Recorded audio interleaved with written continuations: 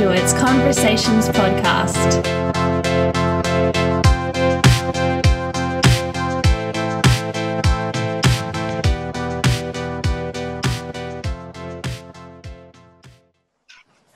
Hello everyone, and welcome to the first episode of Ask NAATI series.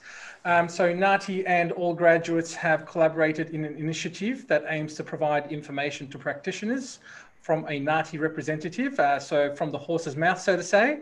And last Friday of each month, a panel of NAATI managers will be answering questions that interpreters and translators have sent through using an online form that can be found on the NAATI website, as well as the Conversations Interpreting and Translating website.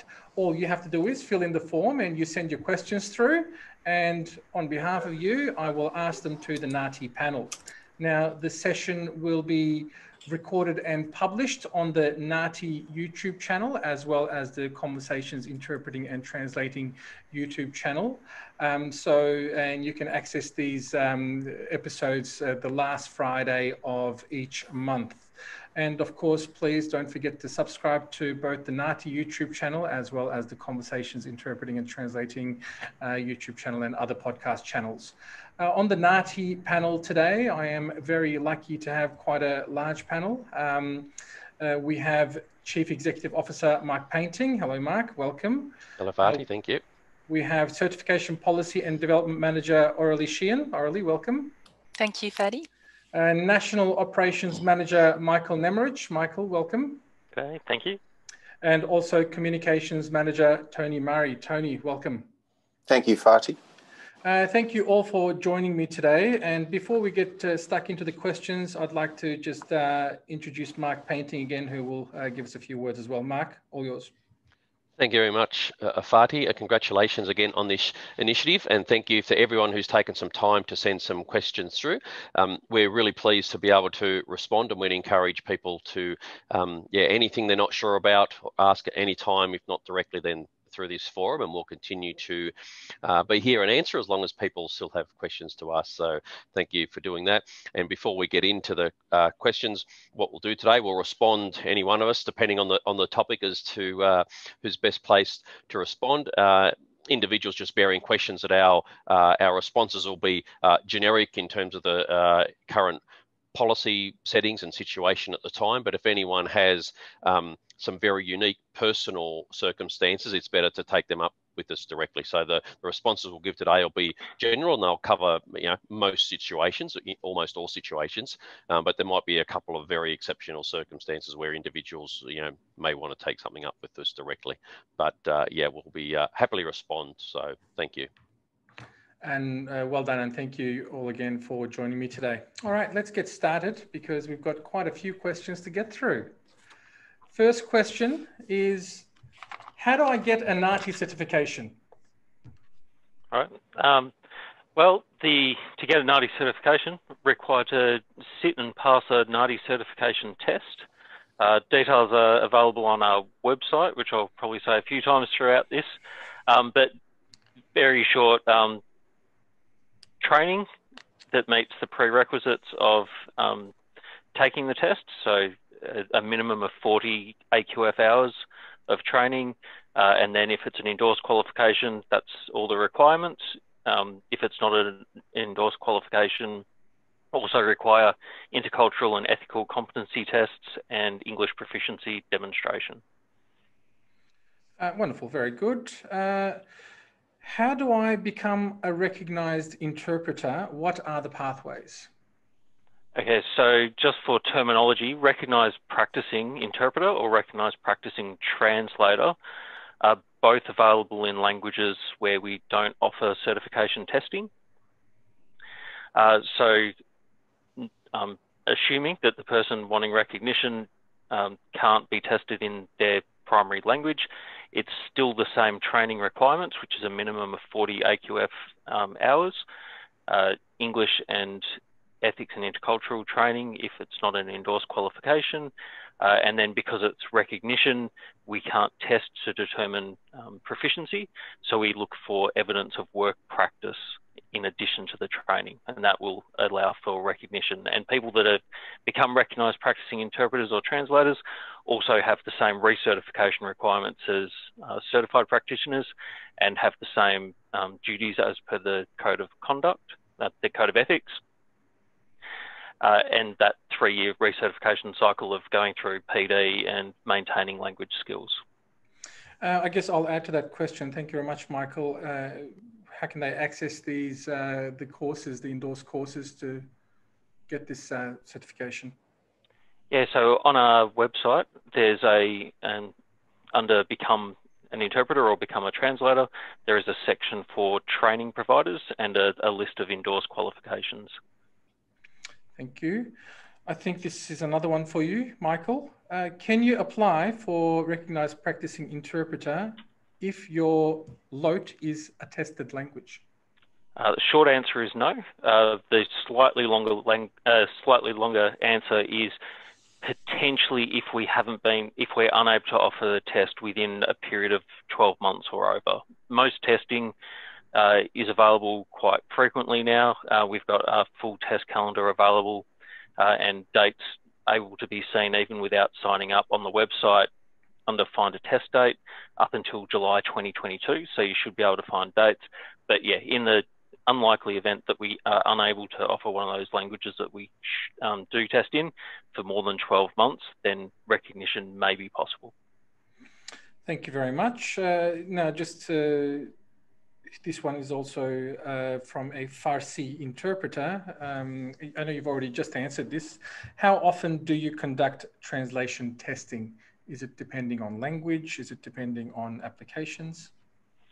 It's largely dependent on demand. With Farsi, which we identify as Persian for our testing purposes, it's every quarter. So we've got January, April, July and October next year, all with tests for translation. So we run translation tests in blocks about 4 times a year. The high demand languages are 4 times a year. The lower demand languages are once or twice a year, depending on which one it is. I guess that also can go towards the question, why does it take so long to get a test date for my language? And this is a recognised practicing interpreter from Malayalam language. Yeah, so there's a couple of answers to this. The first one is there's over 200 languages spoken in Australia and over 7,000 in the world. It's physically impossible, I think, for any company to have been able to do the breadth and scope of all of those languages. In a previous podcast with you, I discussed on the day, it's up to 7 people involved in just the individual candidate. So there is a demand side of it, where we have a lot of resources that go into testing on the day. So that for languages such as Thai, for example, that we test once a year at CPI level, it's a demand-led calendar. For other languages, it's about how many people in Australia that speak it, how many people that we can get for role players and as examiners. So there are some languages that we just won't be able to offer as much as we want to try and do as much as we can, hence why we have recognised practicing as an opportunity for people where we can't test in that language. Very specifically in the question for Malayalam, it's the 28th largest language in Australia, and it's a growing one, but it's not being tested at that level before. And so it takes time for us to build a panel of people with the required experience in testing and setting and academia to maintain or to create the test and to be able to examine it. So we've just created a panel in a non-professional test for Malayalam, and we hope to offer that in coming years. Thank you, Michael. Look, I'll let you catch your breath for a little while. I think this one's for you, Early. Yep. How many points do I need for recertification? And I'll follow that with another one. How do I get PD points? Yeah, well, look, you need a minimum of 120 points to recertify over a period of 3 years. At the moment, you only require 80 points, and that's due to the adjustments we made for this year, considering the current context. So it's a little bit less, but you do need 120 points, and that's a minimum of 30 points per category. So there are 3 categories in our PD catalog. The first one is the skills and development and knowledge category, and then the industry engagement category, and finally the maintenance of language. So we aim at asking 30 points for each of them minimum, and then the applicant can reach 120 points in different ways across those 3 categories.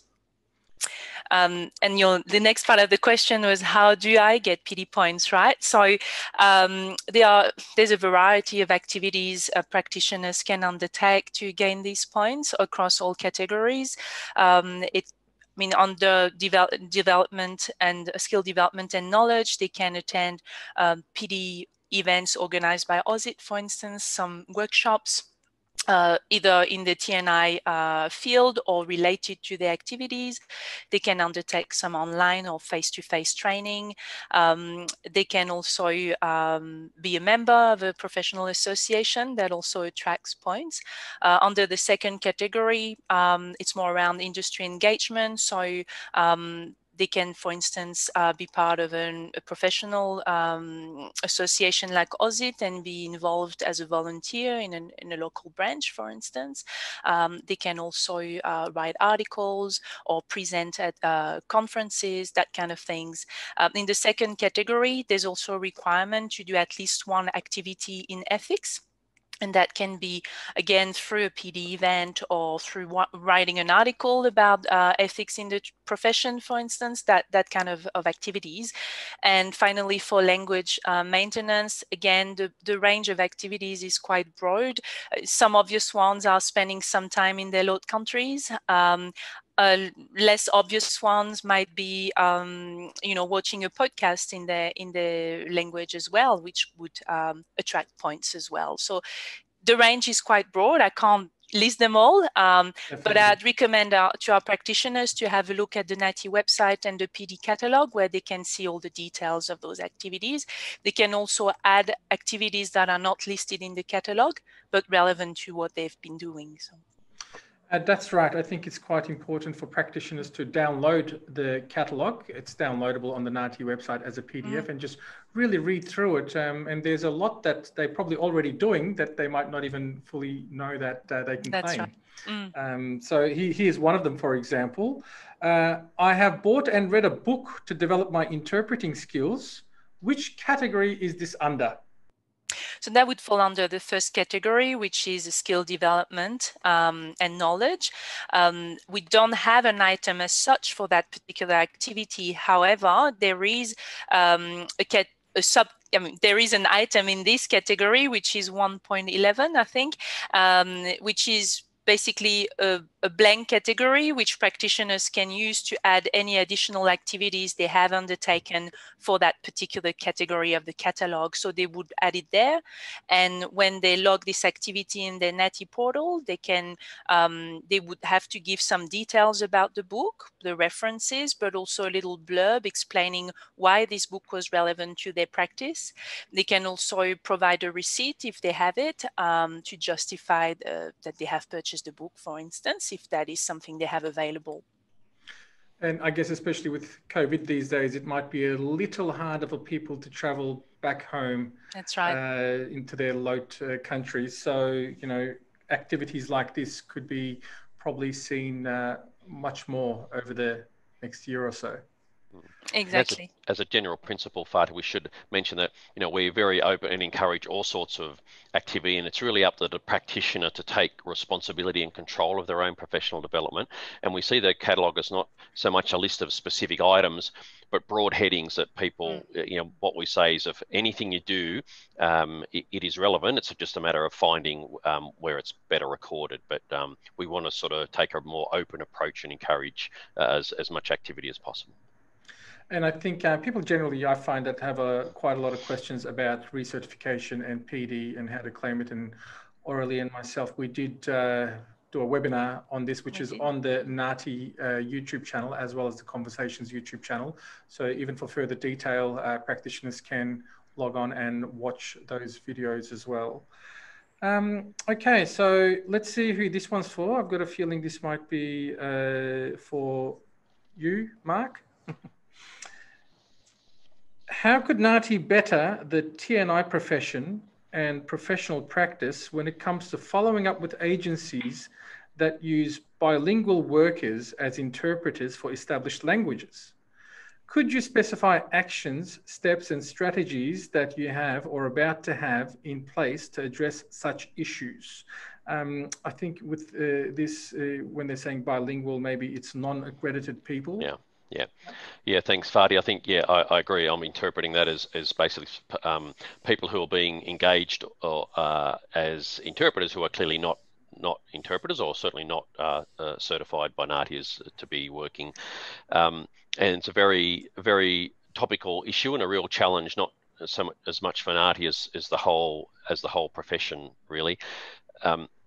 You probably know, most people know, that all of the jurisdictions in Australia have policies that outline the requirements for NAATI certification to work as a translator or interpreter in Australia.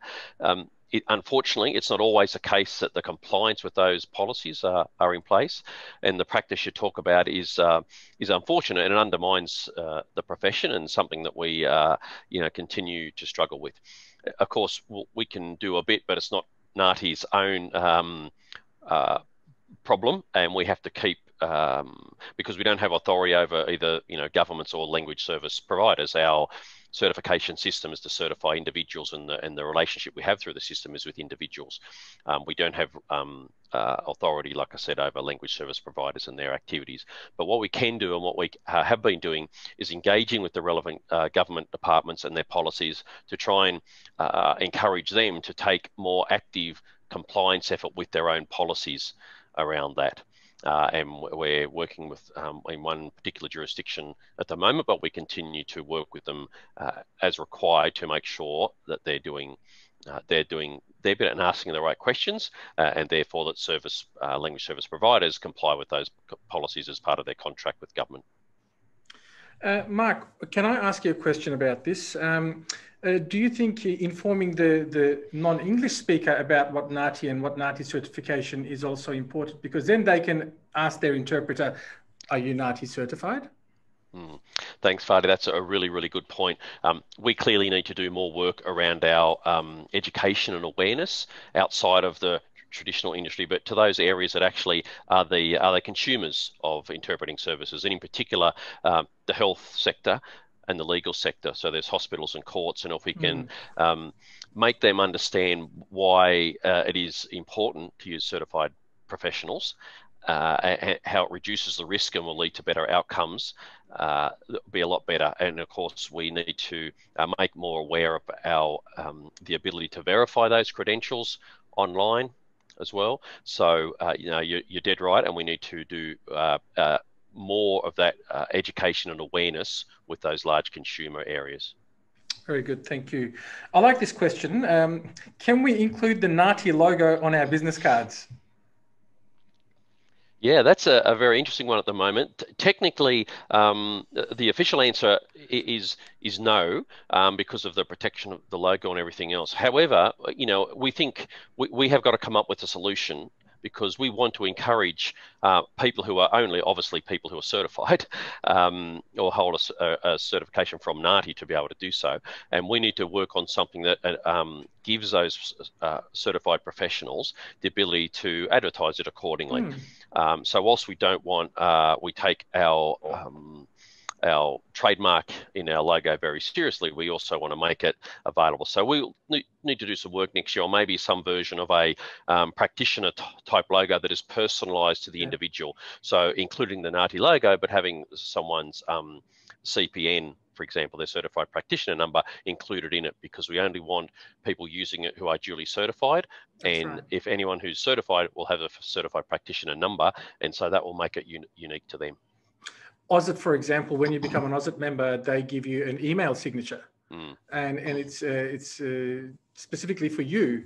And I love to put that into my little signature with my interpreting and translating signature. So something maybe along those lines you're saying. Yeah, exactly. I think we'll work towards something like that, and we'll talk to our good friends at Ozit about theirs and see how we can do something similar. Very good indeed. This one is an interesting one.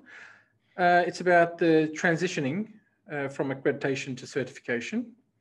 I would like to transition from the old accreditation system, but I have not completed the required hours or assignments in the last 3 years. What should I do? Well, I'll just clarify that if I think I understand this right. So the period of being able to transition an old accreditation credential was essentially open for 3 years. It was 3 years for people that had that old credential to choose to transition it. That form technically that period has now closed. Right. Now, if someone is, we're all about encouraging people being included in the profession, and especially if someone's actively working in it, then we prefer to have them in the system. So, like I said at the start, if the generic response might be different, and it might be, it's not 100% clear whether if someone is talking about their work requirements, because that might apply even if you're already certified. So, if someone is not yet transitioned, we would ask them to perhaps approach us directly, maybe email info@NAATI with their specifics, or get in touch with us so that we can confirm that they are in fact working and active in the profession, and we'll have a look at their situation. Okay, so are you happy for me to pass this information to because I've got the details of the asker. Oh, if you've got the individual, then you can even they can contact one of us directly, and we'll have a look at their circumstances. I'll get you introduced. Yeah, thank you. All right, wonderful. Now this one's about translation tests and it going online. Now the question is from a Sinhalese translator. Do you plan to offer offline translation tests next year? Yeah, if necessary, we can organise something. We can organise for a candidate to go into one of our offices potentially, but it's certainly not our preference. The move to translation tests online has opened up accessibility of the test. It's improved security. But the other thing it does is it frees up our test venues to allow us to do more interpreting tests. So our preference is definitely to do it online. However, if there's a technical constraint or another extraordinary circumstance which would require it to be in person, we can certainly work with individuals on that. Very good, thank you. Here's one from a Persian interpreter. How do I sit the next level exam? So if they're a CPI holder at the moment, there's two ways to get a pathway to certified interpreter. The first one is if you've been a CPI practitioner for 3 years or above, you meet the prerequisites to apply for the CI, or they could do, prior to that 3-year mark, they could do more advanced training, and that would also make them eligible. So it's about no different than CPI, meeting the prerequisites for the test and then booking in for the test. Very good, thank you. This one's also for you, Michael. There's a few of those. Yep. I would like to sit for the testing from LOT to English, but my training was from English to LOT. I have been practicing translation for a couple of years now. Am I able to sit for the test without having to go through the training again? Thank you. And this is from a Mandarin translator. Yes, is the short answer to that one. The training, we don't distinguish between, even though we test in one direction or the other, the training we consider suitable for both test types, and if they already hold certified translator, they would be eligible for the other test. Straightforward, very good. Here's another one. This one's a bit long, so bear with me. I have been on the waiting list for about a year to upgrade my certification, to upgrade my accreditation from certified provisional to certified level. I am keenly interested to know, will this test be available? Although I am cognizant that NAATI is considering certain mechanisms to be worked out before such test is scheduled for any potential candidates. For example, the availability of enough applicants and the specific languages that are in demand. My humble question is, would NAATI be able to give my application a second look given its lengthy period of waiting time and giving credit to my individual need for testing? This is a Somali interpreter. Yeah, so it's, I mean, very specifically for Somali, it's quite a low demand language, and there's, you know, according to the last census in 2016, only 16,000 people that speak Somali. So although it's a sizable community, it's not a large one. And for that language specifically, it'll be a while, if at all, that we'll be able to test at a CI level for it. The demand's just not strong enough at this stage. Might be just worth adding to that, Fatih, that as well. Whilst I understand it's unfortunate for an individual that holds, that CPI level that they can't get the higher one, neither can anyone else. So in terms of, whilst we understand that frustration, it's also important to say that at least they're not disadvantaged compared to the rest of the profession in that same language. Now, no one else can get it either. What if they were to team up and put an application in, maybe 20, 30 of them? Is that, well, like when we say demand, how much is demand? Yeah, we can't put a number on it, but clearly the more demand there is, well, first you have to meet the eligibility requirements. And so, you know, if there was a sufficient number of people in a certain language, then that's part of the criteria we would look at to start testing in that language. Very good, thank you. Aurelie, I've got one for you now. This one's a bit of a curveball at you. See how you can deal with this one, because by the looks of it, the practitioner is running out of time quite rapidly. So I hope they watch this ASAP. I was unaware of the PD requirements until recently. Can I start collecting points now? My certifications expire on the 1st of February 2021. Right. So yes, they don't have much time left, but the good news is that they can start collecting points now. It's not too late. However, we do encourage practitioners to try to collect points, you know, on a regular basis over the 3-year period rather than right at the end. But they can basically start collecting them at any point in time during their certification period. Yep, very good. So get on it straight away. But ideally, we want to, because, you know, we say about average it to be 40 points every year. Right? That's right. Yeah. So that's the ideal scenario. Sometimes there are some personal circumstances which prevent that to happen, and it's a bit of a case-by-case basis in a way. But they can certainly start collecting points later in their recertification period. But from a practice point of view, it's ideal to do it on a regular basis, so you maintain your skills regularly rather than right at the end to meet the requirements. That's right, and lucky for this practitioner, the requirements have gone down to 80 points because of COVID. Okay, so that's right. They do have a bit of a chance, right? Yes. All right, wonderful. This one is from a Chichewa speaking practitioner. How do I get training when there is no training in my language? The RMIT, TAFE South Australia, and Babel International College in Perth all offer the what we call the skill set, which is 4 or 5 units from the Diploma of Interpreting and Translating. They're able to offer that qualification in multiple languages.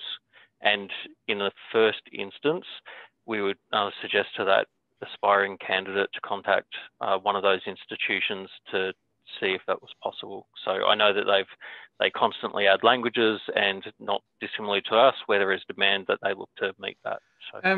So I teach in the skill set course as well. It is a non-language specific course. So there is no language related units in there. So it's open to each and every language out there. So you're definitely right. The skill set course, that 10-week short course, and like you said, RMIT, is it TAFE SA? I think New South Wales TAFE also does it. Again, they can access this information from the NAATI website. So anyone whose language is not offered in a program somewhere can definitely do the skill set course, because that is non-language specific. I think if they do the research, some tertiary institutions also offer non-language specific programs. I don't know exactly which ones, but I have done a little bit of research on this. Some of them also offer some other programs that are non-language specific as well. Yeah, they do. I think for the most part, they are more geared toward post-certification training, like professional development type things in most cases. But you're right, though, the skill set is non-language specific, so, and it's available pretty much to anyone. So we definitely encourage to have a look at that. And then going on from after getting the recognised practitioner credentials, then pretty much all the webinars or most of the webinars and training that's offered post-certification, like you say, is non-language specific anyway. Yep. All right, wonderful. Oh, here's another one that might take us a few hours to answer if we were to talk about it. All right, it's about the work conditions and pay rates of interpreters. How can we improve, or is there any improvement for interpreters' work conditions and rates? Thanks, Fatih. And yeah, you're right. This one we could talk about for a long time. Again, this continues to be a challenge for the profession, for the entire profession. Again, not something NAATI has necessarily direct control of, but we are certainly happy to work with other key stakeholders, Ausit Professionals Australia, courts and others, to try and make improvements there. The reality is that the gradual decline in pay and conditions over it has declined over decades, so it's not going to be an absolute quick fix. Whilst we're very pleased with the introduction of the certification system that we think will help, it's not going to be magic, and it's not going to magically fix all these challenges overnight. But the more we can talk about translating and interpreting as a profession that looks like normal professions, where you have training and education requirements, where you have ongoing professional development, those sorts of things will gradually help paint the picture and get more professional respect from other professions that interpreters work with to start that process. So yeah, there's definitely no quick fix for this. It's going to take something, like I said, a challenge for the entire sector, and one that we all need to play a bit of a part on. The first part, people can make sure they can do individually is maintain their own professional standards of quality and professionalism, and that will help other key stakeholders to try and advocate for that cause as well. Yes, I think you're definitely right on that one. Thank you very much, Mark.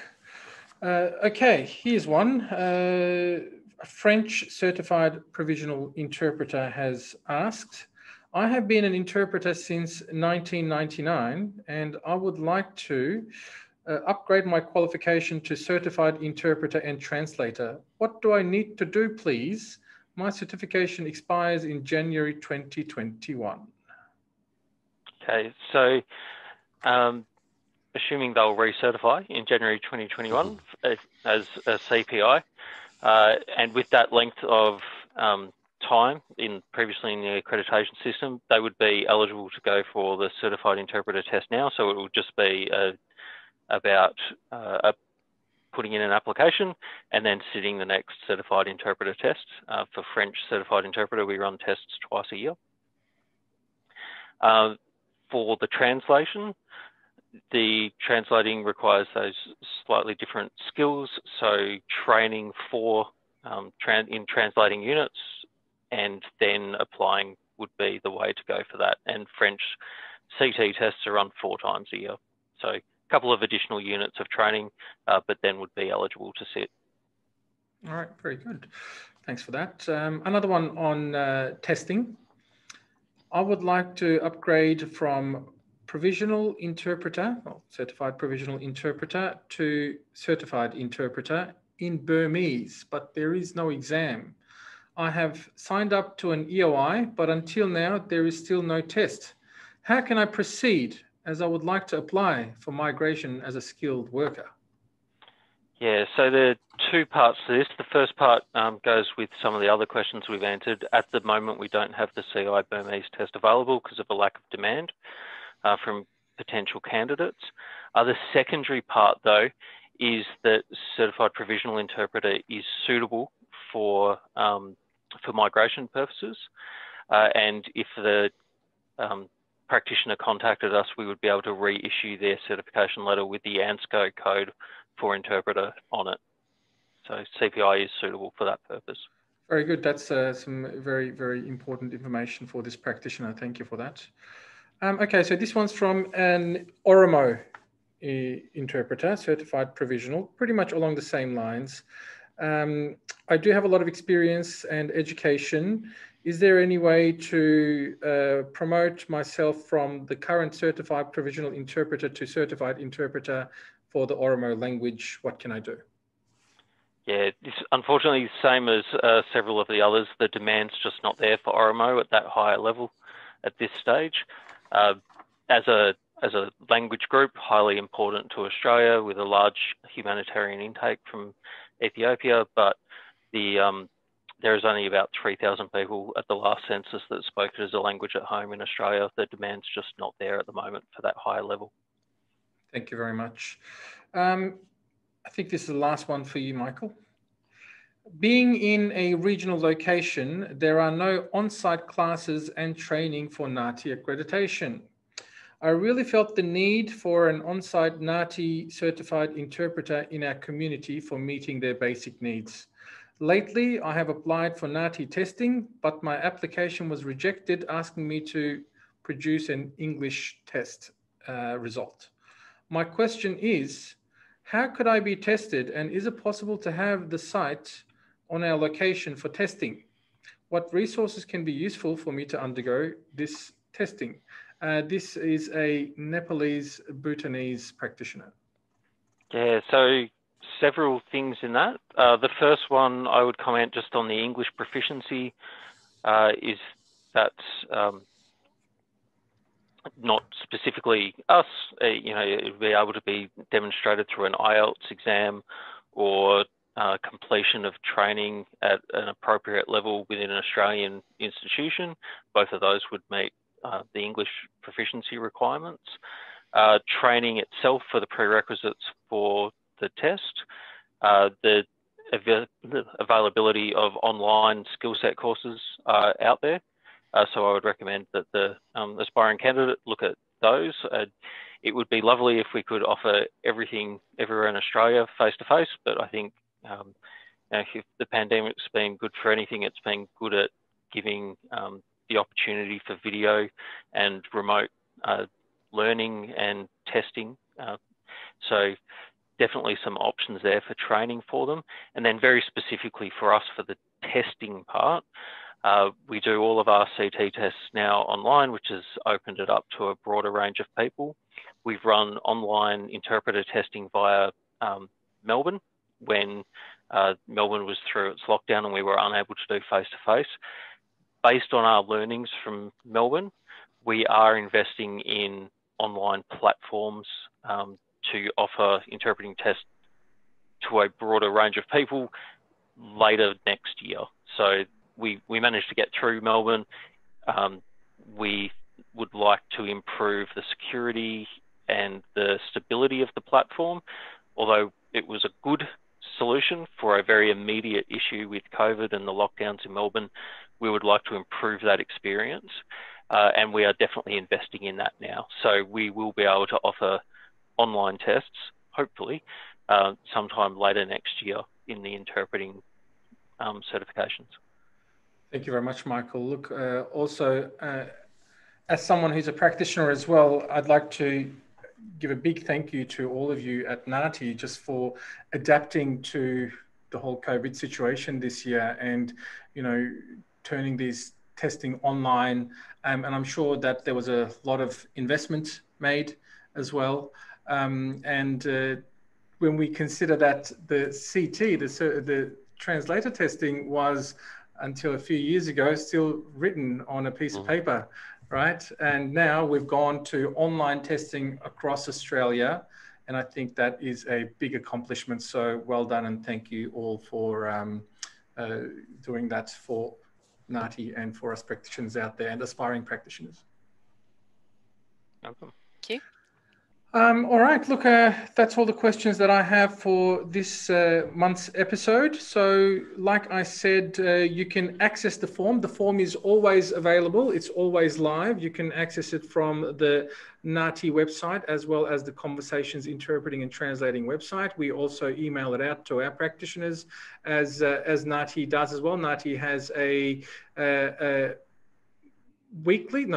monthly newsletter, right, Tony? Tell us a bit about that. Oops. So yes, so we have a monthly newsletter. Goes out usually second week of the month and covers a whole heap of NAATI related information. And obviously we send out those questions as well. So you can access those questions there. So in regards to that NAATI newsletter, a lot of newsletters I'm sure come through to practitioners' inboxes, and I think it's something that we should all be browsing when that does drop into our inbox, because in addition to NAATI related news, I think they get access to what kind of PD is available, anything. That's right. Anything that's coming up. And I think you just introduced a new blog as well, a NAATI blog, right? That's right. The NAATI Journal. Yeah. And they can get access and see what's going on in regards to the journal as well as all the new PD opportunities. Yeah, so we highlight the upcoming PD opportunities, and obviously the blog covers everything from people writing personal experiences as certified practitioners, plus we get some academic and research articles as well. So it's quite a varied topic, and I think as per Aurelie's point, if people are writing and contributing to the blog, that counts towards their PD points. Oh, well, there you go. Very good. So thank you very much. Like we said, the Ask NAATI form is always live there for you. So please go in and fill in one of those forms, ask your questions, and hopefully we'll have the NAATI panel in after Christmas, of course. So thank you again so much to CEO of NAATI, Mark Painting, Certification, Policy and Development Manager, Aurelie Sheehan, National Operations Manager, Michael Nemerich, and Communications Manager, Tony Murray. Thank you all for joining me today. Thanks, Fatih. Pleasure. Cheers, Fatih. Thank you. And of course, don't forget, you can watch the video from the NAATI YouTube channel, as well as the Conversations and Interpreting YouTube channel and podcast channels. And please subscribe and like those videos so that you can see notifications and also get news of the upcoming videos as well. Thank you very much again for joining me, and we'll see you in our next episode. All the best. All Graduates Conversations Podcast.